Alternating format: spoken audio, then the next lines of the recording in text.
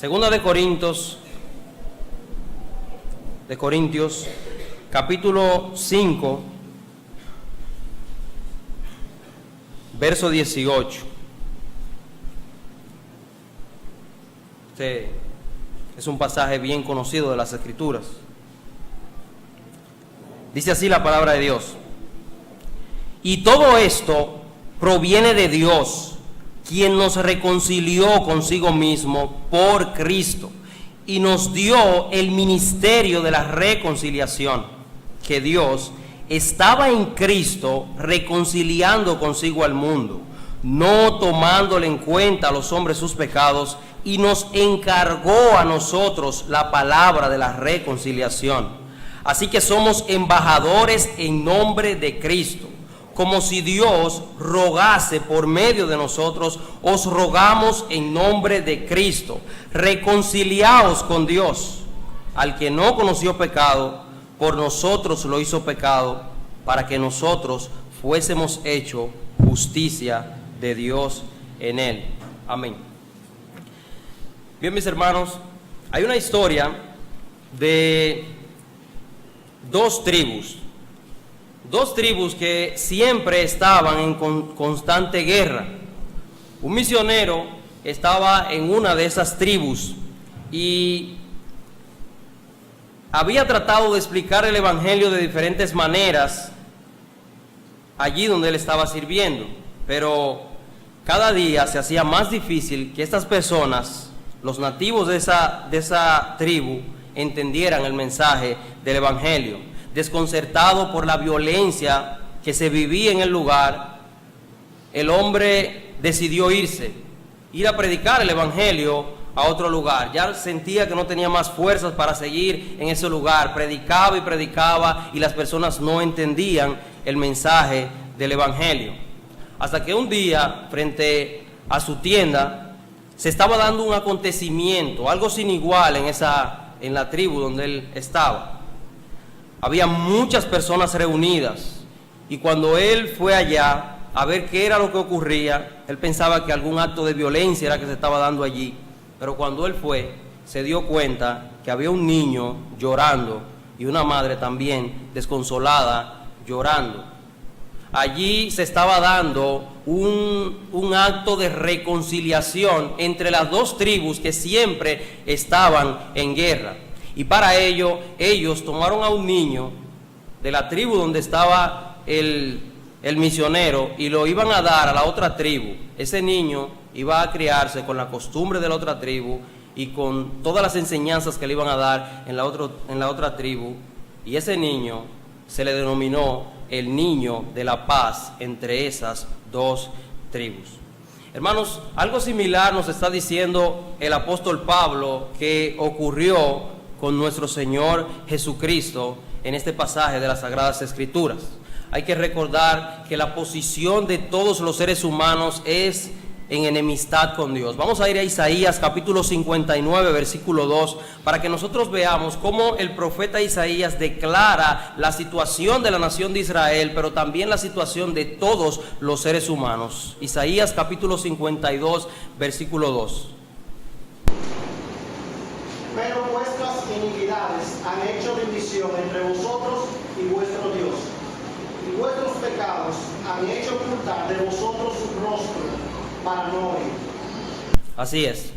Nuestros pecados han hecho una división entre Dios y nosotros. Desde el principio, desde el Génesis, desde que el hombre pecó, hay una situación, una relación de enemistad entre Dios y los hombres. Entre Dios y los hombres. Y el apóstol Pablo se encarga ahora de hablarnos de cómo se dio ahora la reconciliación a través de Cristo. La reconciliación no es más que un cambio de relación entre dos partes, de la enemistad a la paz, de la hostilidad a una relación restaurada. Eso es reconciliación. Y yo quisiera, hermanos, que a través de este pasaje nosotros miremos tres cosas. Vamos a ver que la reconciliación es una obra enteramente de Dios, que la reconciliación es una obra a través de Cristo, y vamos a ver en último lugar la responsabilidad que nosotros tenemos en cuanto a el mensaje de la reconciliación. Es una obra de Dios, es en y por Cristo, y la responsabilidad que nosotros tenemos en cuanto a la reconciliación. Hermanos, la reconciliación es una obra de Dios. Dice el versículo 18, y todo esto proviene de Dios. Todo esto proviene de Dios, quien nos reconcilió consigo mismo. Alguien dijo que en Cristo Dios nos ha librado de Dios, y eso es ciertamente. En todas las Escrituras nosotros encontramos a un Dios airado todo el tiempo con el pecador culpable. La reconciliación, como toda la obra de la salvación, proviene de Dios. Es Dios quien toma la iniciativa, quien nos salva, quien diseña el plan para salvar a los seres humanos. Pero también es Dios quien ha sido ofendido, es su gloria la que ha sido manchada, es su imagen en nosotros la que ha sido tergiversada. Es Dios quien ha sido ofendido por los seres humanos desde el principio. Nosotros somos pecadores por naturaleza, venimos heredando el pecado desde Adán, desde el primer hombre. Pero también nosotros somos pecadores porque nos gusta el pecado, porque tenemos una naturaleza pecaminosa que nos atrae al pecado, como un imán atrae a los metales o al metal.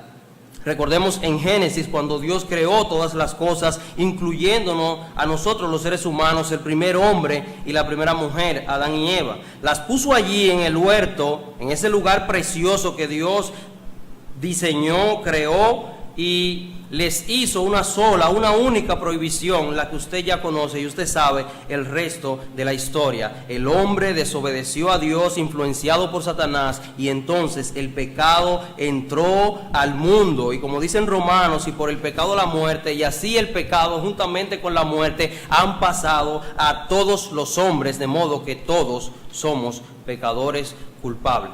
De hecho, la definición de reconciliación es un cambio de relación, de esa enemistad, fruto del pecado, a la paz, de ser objetos de su ira a ser sus hijos. Y dice el versículo 18 de esta carta de 2 de Corintios, y todo esto proviene de Dios. Ahora, ¿de qué está hablando el apóstol Pablo? ¿Qué es lo que él viene diciendo? ¿Cuál es el pensamiento que el apóstol Pablo ha venido transmitiendo en este capítulo 5 y en esta carta? Bueno, en los versículos anteriores Pablo viene hablando sobre la regeneración o transformación, el nuevo nacimiento que experimenta todo aquel que pone su confianza, que cree en Cristo como único y suficiente Salvador. Y él llega a la gran conclusión del versículo 17, ese versículo muy conocido por la mayoría de creyentes. Dice el versículo 17, de modo que si alguno está en Cristo, nueva criatura es, las cosas viejas pasaron, he aquí, todas son hechas nuevas. Pablo, hermanos, está hablando de la salvación, del nuevo nacimiento, de la nueva persona que nos hemos convertido en Cristo. Y dice él que todo eso, toda la obra de la salvación, la regeneración, el nuevo nacimiento, proviene de Dios. Eso es lo que él está diciendo cuando comienza el versículo 18. Y todo esto proviene de Dios. Y ahí entonces comienza a hablarnos de la reconciliación que hay entre Dios y los pecadores culpables. Y es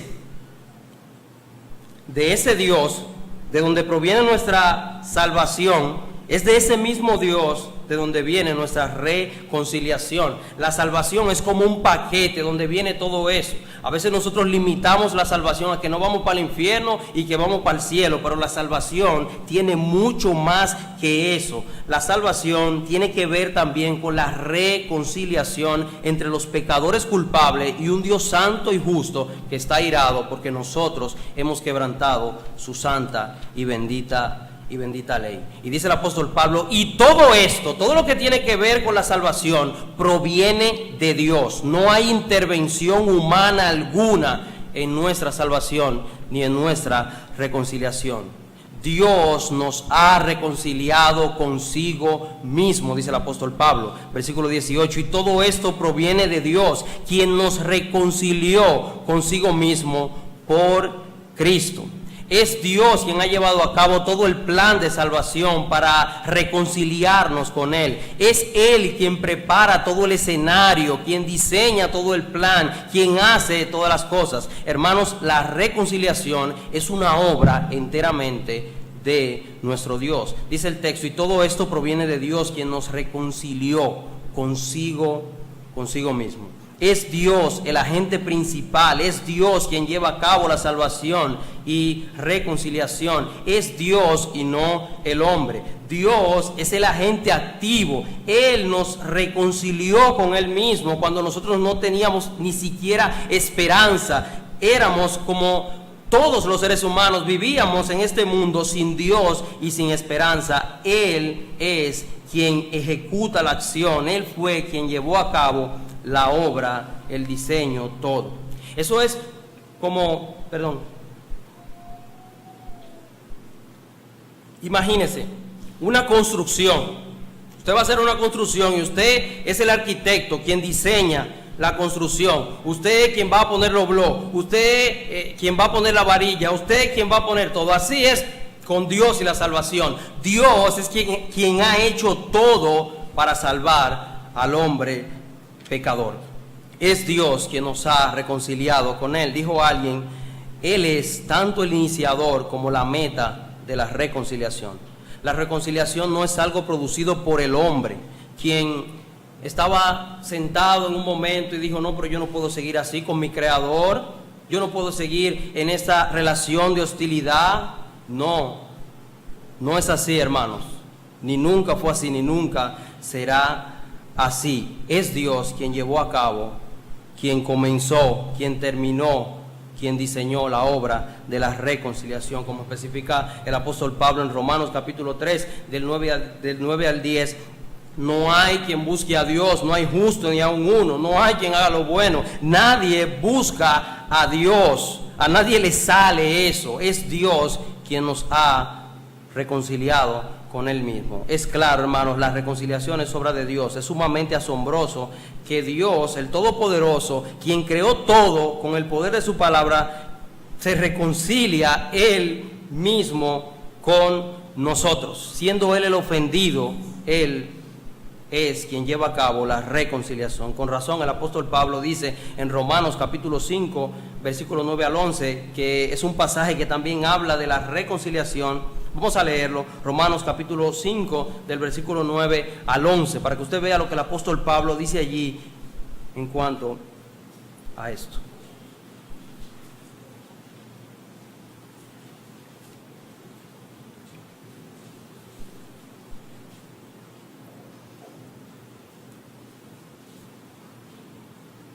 Puede leerlo, por favor. Romanos capítulo 5, versículo 9.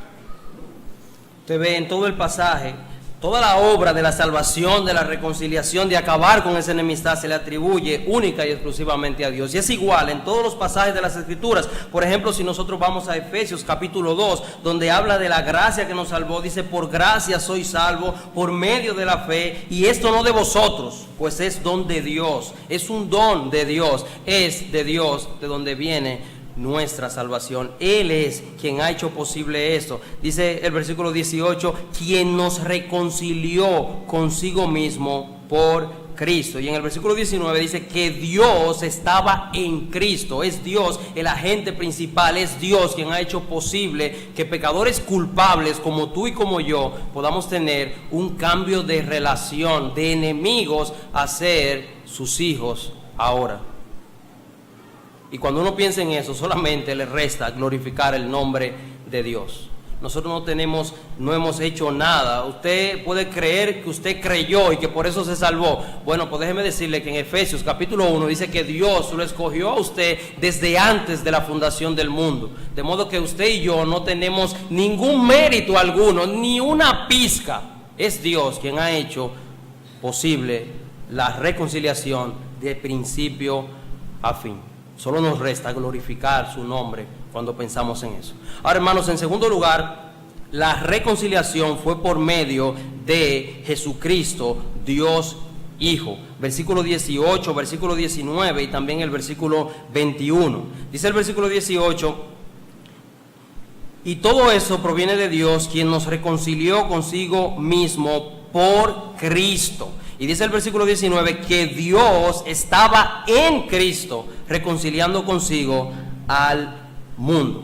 Y aquí en esta parte ahora el apóstol nos va a hablar del procedimiento que se dio para que nosotros fuéramos reconciliados con Dios. Todo tiene su procedimiento, su forma de hacer las cosas. Y es exactamente lo que el apóstol Pablo nos va a decir ahora. ¿Cómo ocurrió la reconciliación? ¿Cómo ocurrió la reconciliación? El doctor Núñez tiene un mensaje titulado Dios, el gran reconciliador. Y él lo ilustra de la siguiente manera. Él dice que Dios es el agente intelectual y que Cristo es el agente operacional. Él es quien pone el plan en operación. Él es quien pone el plan de salvación en operación. Dios el Hijo. Dios, hermanos, nos reconcilió consigo mismo por medio de Cristo. Hermanos, sin Cristo no hay reconciliación. Es imposible la reconciliación sin Cristo. Nosotros por nuestros pecados teníamos una deuda con Dios y no teníamos con qué pagarla. Usted tenía una gran deuda con Dios. Usted estaba en bancarrota espiritual. No había con qué pagar esa deuda. Y eso me hace recordar, hace 2 semanas, iba en un vehículo y alguien tenía puesto el gobierno de la tarde. Yo no soy muy dado a oír ese tipo de programas, pero estaba puesto ahí. Y fue alguien a denunciar algo. Un hombre, padre de familia, tiene 6 hijos, y ellos en total 8, con su esposa y él fue a quejarse de que él no encontraba trabajo por ningún lado, hermano. Él tenía un gran problema. Su situación era la siguiente: cuando él estaba trabajando había adquirido una tarjeta de crédito con una entidad bancaria. Después lo cancelaron del trabajo y él siguió con su tarjeta, siguió usándola hasta que llegó al punto que no pudo pagarla, la usó y no pudo pagarla, y la deuda fue incrementándose, y eso le dañó su historial crediticio. Y el hombre, por esa situación, no podía conseguir trabajo. Él dice que lo llamaban, pero cuando investigaban acerca de eso, entonces él se quejaba y decía que cómo iba a pagar si no encontraba trabajo. Y ese hombre tenía un gran problema. Él no tenía cómo pagar esa deuda que tenía con esa entidad bancaria. Estaba en bancarrota económica. Él no podía pagar esa deuda. No tenía cómo resolver esa situación. Hermanos, de una manera magna, grande, se puede comparar nuestra condición. Deudores incapaces de cubrir nuestra deuda. Para que esa deuda sea quitada de ahí, alguien tiene que responsabilizarse por ella. El ejemplo de este hombre en el programa, miren, yo duré un buen tiempo en ese vehículo y ellos se pasaron como 15 minutos hablando de que eso es prohibido por la ley, de que cómo hacen eso, de que eso era un abuso, de que cómo ese hombre iba a pagar si no consigue trabajo.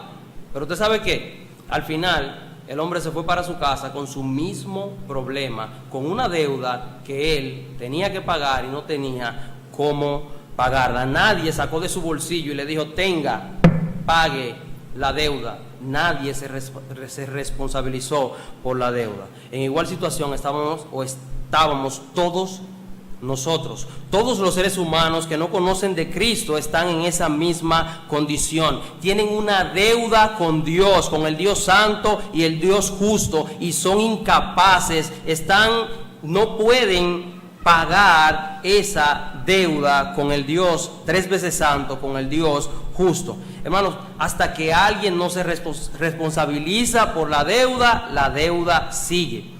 Y en nuestro caso, delante de Dios pasa igual. Los seres humanos, por nuestros pecados, hemos quebrantado la ley de Dios y su santidad se ha empañado por nuestros pecados, y tenemos una gran deuda con el Creador del cielo y de la tierra, con el Creador nuestro.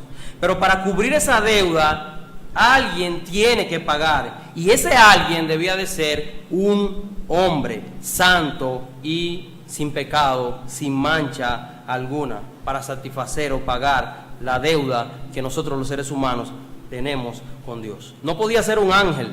Dios no podía enviar a un ángel: a ver, tú resuelve ese problema. No, porque lo que pecamos fuimos nosotros, los seres humanos, los hombres, es que tenemos esa deuda con Dios. Todos, hermanos, somos pecadores. Ahí radica el problema de que no se puede pagar la deuda, porque todos somos pecadores. En otro orden, es como si todos le debiéramos al banco. Todos estamos en bancarrota espiritual, nadie tiene un centavo, y queremos cubrirle la deuda a alguien, o queremos cubrir nuestra propia deuda. Es sumamente imposible, hermano, y es exactamente en ese mismo punto de la historia suya y mía y de todos los seres humanos, en donde el Hijo de Dios, Dios Hijo, Jesucristo, viene a este mundo, se encarna, toma un cuerpo humano, vive una vida perfecta sin pecado, y luego va a la cruz como si fuera el peor de los pecadores, a pagar el precio que nosotros merecíamos pagar por nuestros pecados, siendo Él inocente, habiendo vivido una vida perfecta, sin mancha alguna delante de Dios. Él va y muere en la cruz del Calvario, cargando sobre sí con todos los pecados de los seres humanos, con la deuda que usted y yo teníamos. Y es eso lo que el apóstol Pablo nos está diciendo aquí. Eso es exactamente lo que Pablo nos está diciendo en este pasaje completo. En el versículo 18 nos dice que Dios nos reconcilió consigo mismo por Cristo. Es por eso que en Cristo nosotros podemos tener reconciliación, podemos tener salvación, porque Él, siendo inocente, fue a la cruz como un pecador culpable, como si hubiésemos sido usted y yo, que estuviéramos pagando por nuestros pecados. Es por eso que Dios el Padre puede reconciliarnos consigo mismo por Cristo. El versículo 18 dice que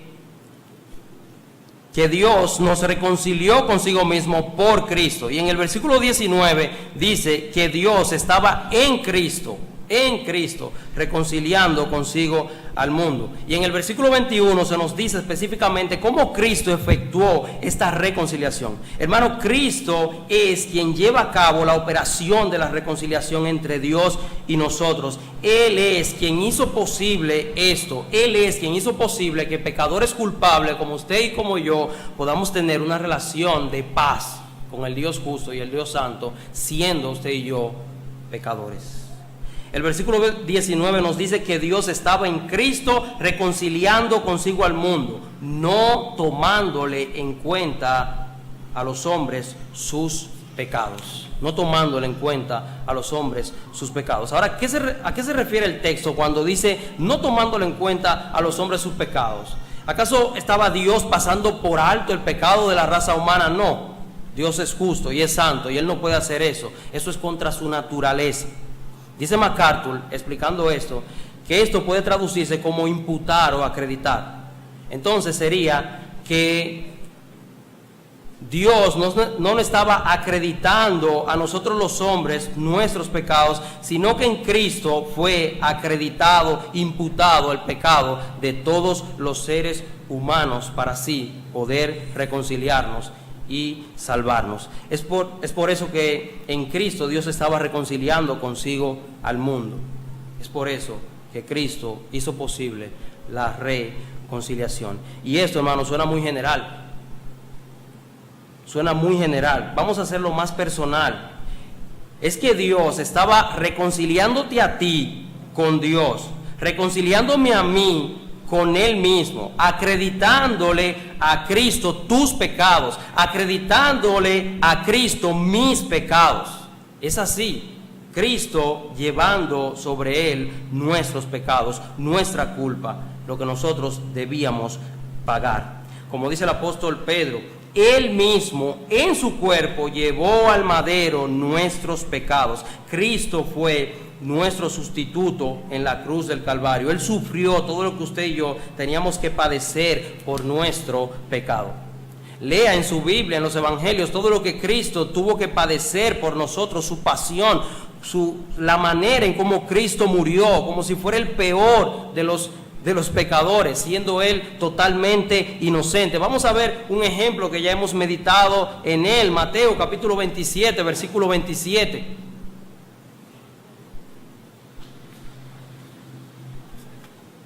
Si alguien puede leerlo, por favor.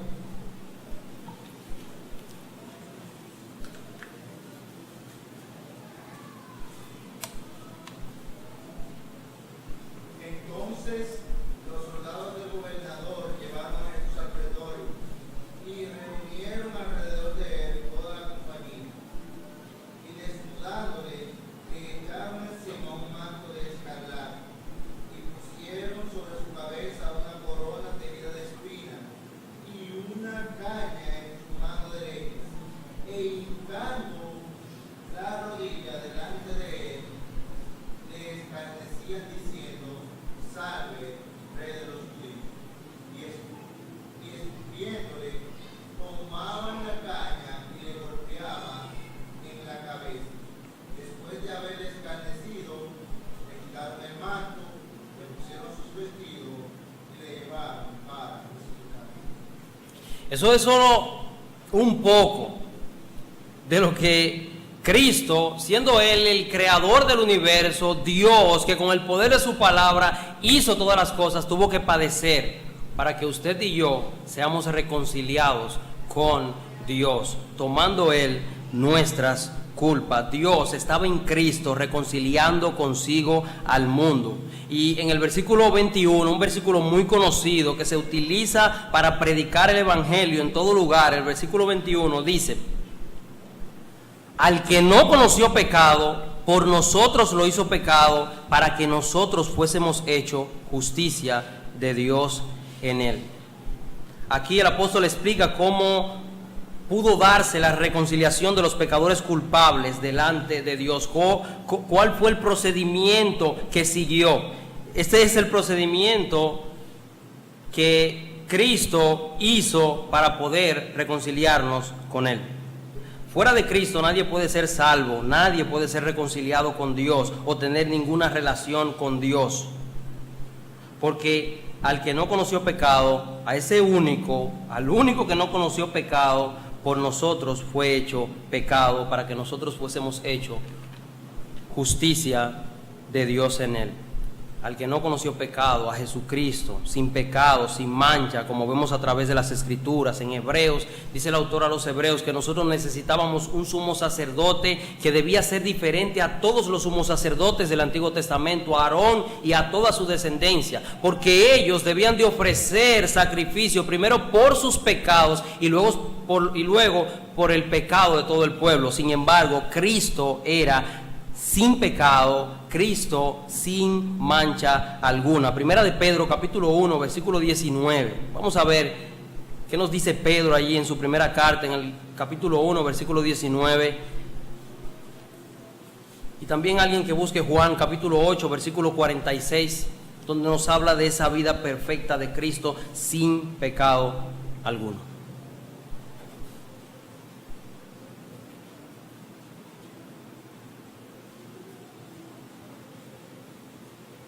Primera de Pedro capítulo 1 versículo 19.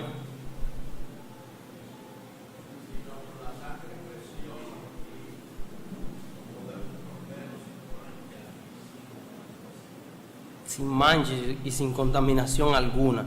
Juan capítulo 8 versículo 46.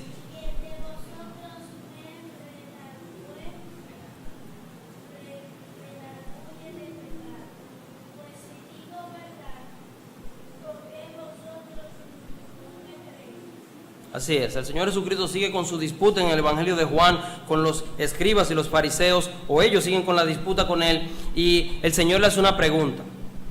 ¿quién me redarguye de pecado? Una pregunta que usted puede leer y leer y queda sin ninguna respuesta, porque Cristo es sin pecado. En el versículo 10 de Romanos capítulo 5, Pablo deja ver bien claro que por Cristo es que usted y yo somos salvados, fuimos reconciliados por Dios por la muerte de su Hijo. Por nosotros Cristo sufrió. Dice el versículo 21, al que no conoció pecado, a Cristo Jesús, sin pecado, sin mancha alguna, por nosotros lo hizo pecado. El por nosotros incluye la idea de la sustitución. Cristo fue nuestro sustituto en la cruz del Calvario, o sea, Él por nosotros. Donde usted debió de estar, Cristo estaba allí pagando por nuestros pecados. Me llama mucho la atención que vamos a ir a Juan capítulo 11, versículo 49, que allí se da un acontecimiento sin igual que me llama mucho la atención. Juan capítulo 8, versículo 49. 11, verso 49.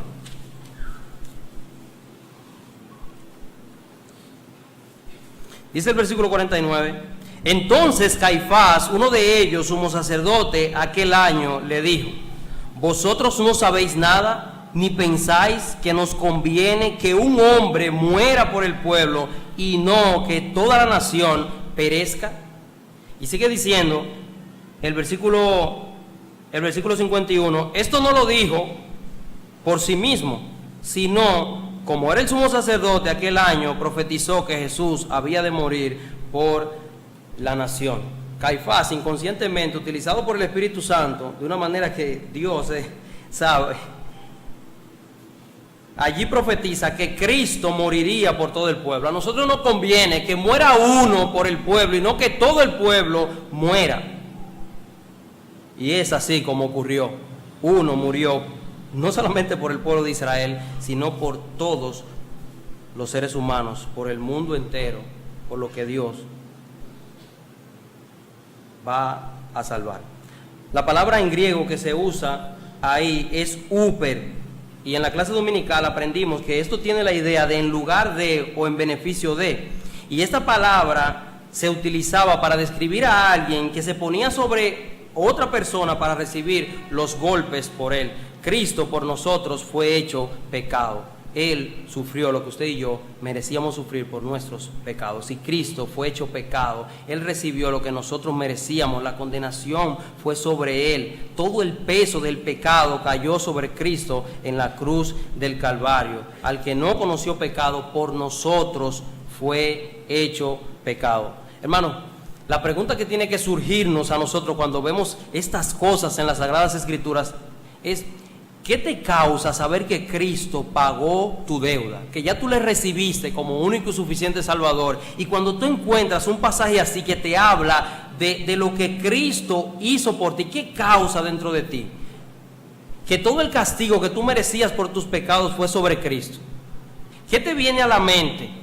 ¿Qué llega a tu corazón, a la fuente de tus pensamientos? ¿Qué sientes al saber que como cordero fue llevado al matadero y como oveja enmudeció y no abrió su boca? No dijo, no, este pecado no es mío, este pecado es de Oránger, este pecado es de fulano. No, sino que Él fue voluntariamente a la cruz y pagó por nuestros pecados. Y sigue diciendo el apóstol Pablo que todo lo que el Salvador sufrió fue para que nosotros fuésemos hechos justicia de Dios en Él. Versículo 21, la última parte, dice para que nosotros fuésemos hechos justicia de Dios en Él. Por Él, por su gran obra, nosotros somos tratados como Él debió de ser tratado. Y Él, en la cruz del Calvario, fue tratado como nosotros merecíamos ser tratado. Ese es el mensaje del Evangelio. No hay otro mensaje, que Cristo Jesús vino a este mundo cuando usted y yo estamos perdidos, sin esperanza alguna, en bancarrota espiritual, y Él vino a pagar el precio que usted y yo merecíamos pagar por nuestros pecados. En un mundo sin esperanza, este es el mensaje de esperanza, el mensaje que puede dar vida y vida en abundancia, el mensaje del Evangelio. Los pecadores son justificados. Justicia aquí se refiere a la justificación, a que a nosotros se nos imputa la justicia de Cristo. Cuando a Él se le imputó nuestro pecado y nosotros cuando creemos en Él, entonces se nos imputa su justicia. Es que Dios nos ve como si usted nunca hubiese pecado. Como dice el Salmo 104, que Dios echa lejos de nosotros nuestras iniquidades y nuestras transgresiones. Solo por una razón, Cristo asumió lo que nosotros debíamos de asumir, nuestra responsabilidad como pecadores culpables. La única manera de Dios pasar por alto mi pecado es si alguien se hacía responsable y Cristo asumió toda nuestra culpa en la cruz del Calvario. Hermanos, ese fue el mensaje que nos puso en este camino y ese es el mensaje que nos mantiene en el camino. Cuando nos salimos de ahí, cualquier cosa en nuestra vida puede ocurrir. Dios nos ha reconciliado consigo mismo. Dios nos ha reconciliado en y por Cristo. Pero también aquí en este pasaje se encuentra una responsabilidad que nosotros los creyentes tenemos en cuanto a la reconciliación. Y ese es mi tercer y último punto que voy a tratar en esta mañana. Este pasaje es muy interesante porque en este pasaje, a partir del versículo 18, la misma idea con diferentes detalles se va como en forma de círculo. El versículo 18 nos dice lo mismo, que la reconciliación es una obra de Dios, que la reconciliación es a través de Cristo. El versículo 19 nos dice lo mismo, pero con un poco más de detalles. Y así mismo ocurre con la responsabilidad que nosotros tenemos en cuanto a la reconciliación. Y hermanos, el tercer punto es que nos ha sido encomendado proclamar esta reconciliación. Versículo 18, la última parte, dice: y nos dio el ministerio de la reconciliación. Versículo 19 también, la última parte, dice que... Vamos a leer el versículo completo para tomar la idea completa. Dice que Dios estaba en Cristo reconciliando consigo al mundo, no tomándole en cuenta a los hombres sus pecados, y nos encargó a nosotros la palabra de la reconciliación. En el versículo 18, Dios nos dio el ministerio de la reconciliación. En el versículo 19, Él nos encargó la palabra de la reconciliación. Y es que Dios nos ha llamado a nosotros los creyentes, a los que gozamos de esa nueva relación con Dios, a proclamar el evangelio de la reconciliación, a proclamar el evangelio de la salvación a través de Jesucristo, el único evangelio que hay. Y Pablo, hermanos, es un ejemplo de eso, de alguien que se le ha dado y se le ha encargado el llevar esta palabra de la reconciliación. En 1 de Corintios capítulo 1 versículo 17, él nos dice que Dios lo envió a predicar. Y era un concepto claro en todo el libro de Hechos. Uno puede ver cómo los apóstoles estaban claros de a qué el Señor lo había llamado. No, en la ocasión cuando estaba el conflicto con las viudas de los griegos, no es justo que nosotros dejemos la palabra, dejemos de predicar y la oración para servir a la mesa. No es justo. La iglesia tenía un norte claro de a qué el Señor lo había llamado. Y dice el versículo 18 aquí el apóstol Pablo que Dios nos dio el ministerio de la reconciliación. Si hay una razón por la cual la iglesia existe en la tierra, es por esto. Porque Dios nos ha dado el ministerio de la reconciliación. El trabajo de la iglesia, hermano, no es ayudar socialmente, aunque sí ayuda socialmente, pero su principal función no es esa, no es suplir económicamente las necesidades de los pobres, aunque la iglesia, uno puede ver en el libro de Hechos cómo la iglesia lo hacía, pero esa no era su función principal. La función de la iglesia local, universal, de la iglesia, su función, mi función, la función de cada miembro de la iglesia es predicar el evangelio de Cristo. Es predicar este ministerio que se nos ha sido dado. Y es interesante porque el apóstol Pablo dice, miren, Dios nos dio el ministerio de la reconciliación. Y en el versículo 29, por si alguien no sabe qué hacer con el ministerio de la reconciliación, porque se lo dieron, él le dice, mira, a usted se le encargó la palabra de la reconciliación. Hay una gran diferencia. A usted le pueden dar algo y usted hace lo que usted quiera con eso que se le dio. Pero cuando usted se le encarga, a usted se le dijo que haga algo con eso. Esa es la diferencia. Fíjese que, por ejemplo, en la parábola de los talentos, a cada uno se le da cierta cantidad de talento y hay uno que lo entierra. Él hizo lo que él quiso con su talento. Obviamente, el apóstol Pablo en este mismo pasaje dice que todos compareceremos ante el tribunal de Cristo. O sea, usted va a tener que dar razón con lo que usted hizo con eso que se le dio. Pero el apóstol Pablo es más específico, o Dios a través del apóstol Pablo es más específico en el versículo 19 y nos dice que a nosotros no simplemente se nos dio el ministerio de la reconciliación, sino que también se nos encargó llevar esa palabra a los perdidos. Y ahí está la diferencia. Tenemos una comisión, hemos sido comisionados, hemos sido enviados a hacer algo con eso que se nos dio. No es para que usted lo guarde y lo clave como hizo el mar siervo, no.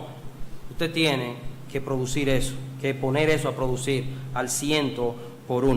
Dice el versículo 19 que Dios nos encargó a nosotros la palabra de la reconciliación. Dios nos dio, Dios nos encargó el predicar la esperanza, el único mensaje de esperanza en un mundo caído, en un mundo sin Dios y sin esperanza, que va rumbo a la eternidad sin Cristo. Dios nos dio y nos encargó, y por ello dice el versículo 20 que nos ha hecho embajadores en nombre de Cristo. Versículo 20 dice, así que somos embajadores en nombre de Cristo, como si Dios rogase por medio de nosotros. Os rogamos en nombre de Cristo, reconciliaos con Dios.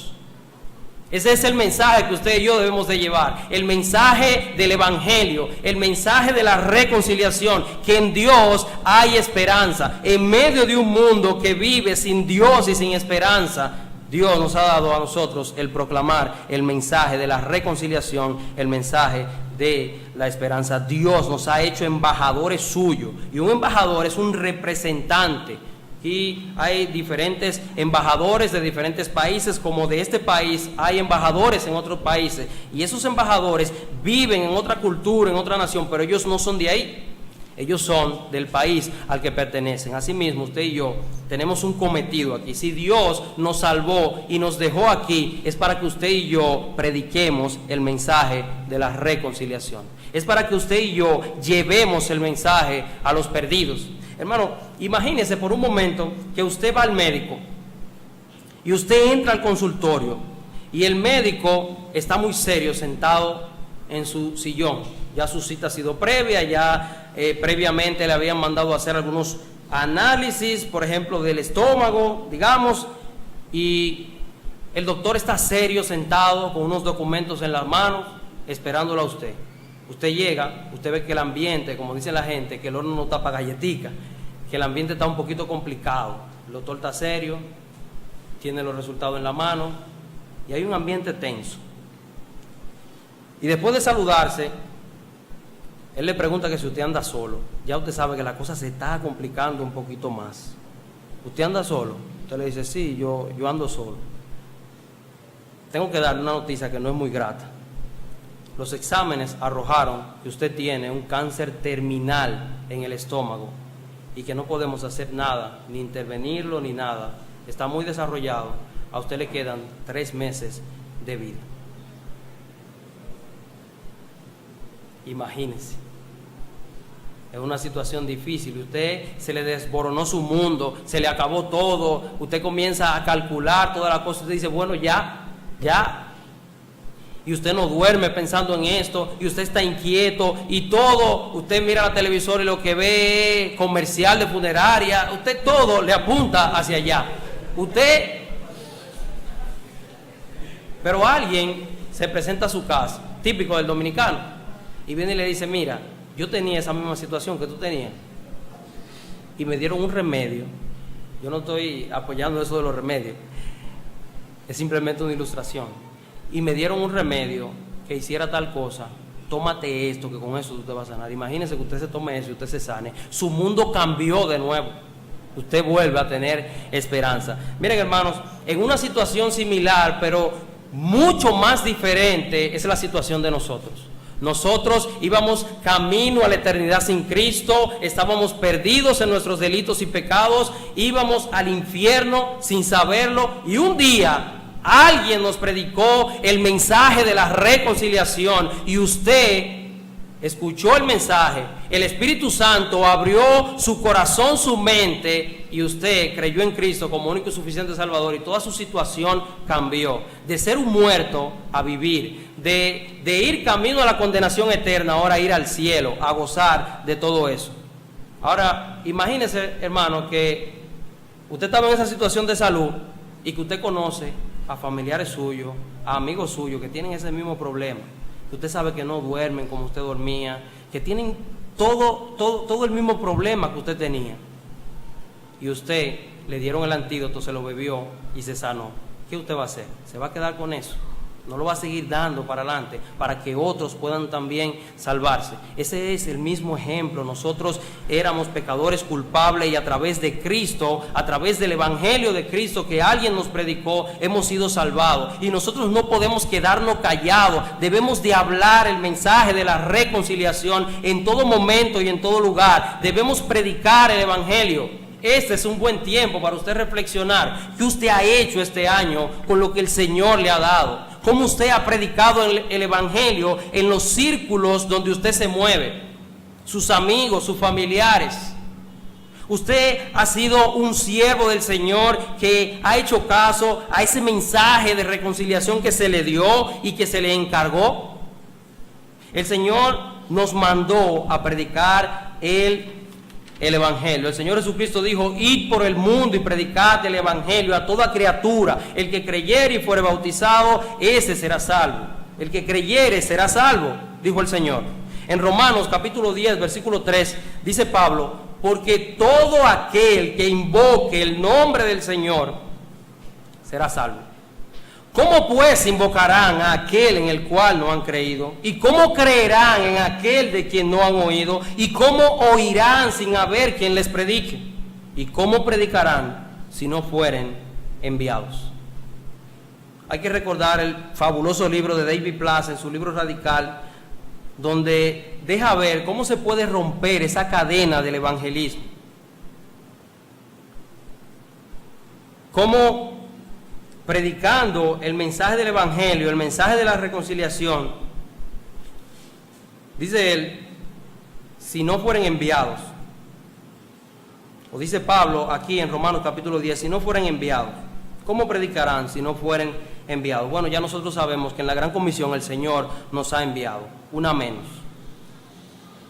Ahora, en 2 de Corintios, dice que se nos encargó el mensaje del Evangelio, el mensaje de la reconciliación. Entonces, hermanos, si nosotros, según lo que dice Romanos capítulo 10, versículo 13, si no hay quien les predique, no oyen. Si no oyen, no creen. Si no creen, no invocan. Y si no invocan, no serán salvos, porque es el mensaje que Dios ha elegido, es la manera, la forma en cómo Dios ha elegido que las personas sean salvos. Dice en el capítulo 10 de Romanos, dice, porque todo aquel que invoque el nombre de Cristo será salvo. Esa es la única manera. Su padre, su madre, sus hermanos, sus familiares, todo aquello que no conocen de Cristo, si usted no le predica el Evangelio, irán a una eternidad sin Cristo, irán al infierno. Usted y yo tenemos una gran responsabilidad de predicar el mensaje de la reconciliación. Dice el texto, así que somos embajadores en nombre de Cristo,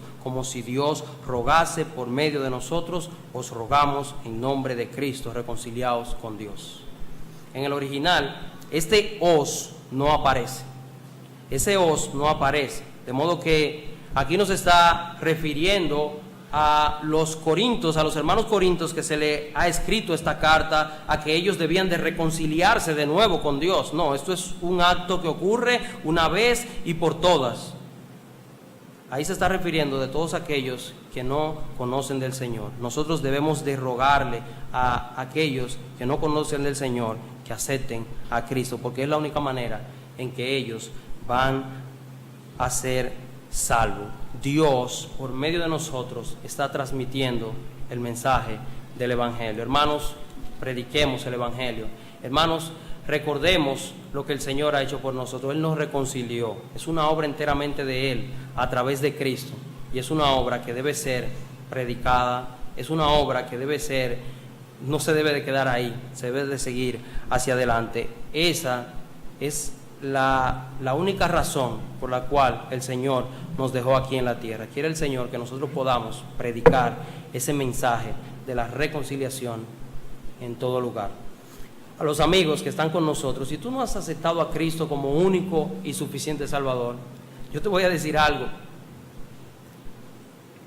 Como escuché a un predicador hacerlo, yo te voy a rogar, como si Dios mismo te estuviera rogando, que no te vayas de este lugar sin aceptar a Cristo como único y suficiente Salvador. El mundo nos engaña con muchísimas cosas, pero lo único real y verdadero es que un día estarás delante de la presencia del Señor para condenación eterna. Serás juzgado por tus pecados, ya eres condenado. Es el único juicio donde no se necesita el final para saber qué va a ocurrir. Ya Dios ha dicho que la paga del pecado es la muerte y que todos van a morir física y espiritualmente. Vas rumbo a una eternidad sin Cristo, donde vas a sufrir, donde el Señor Jesucristo dijo que allí será el lloro y el crujir de dientes. Yo no estoy utilizando palabras para que te llegue. No, yo te estoy diciendo exactamente lo que dice la palabra de Dios. Allí será el lloro y el crujir de dientes. Por eso yo te ruego, como si Dios mismo te estuviera rogando, reconcíliate con Dios. Al que no conoció pecado, Dios lo trató como el pecado mismo por ti, para que tú pueda ser justificado. Así que no salga de este lugar sin antes aceptar a Cristo como único y suficiente Salvador. Que así sea, hermanos. Amén.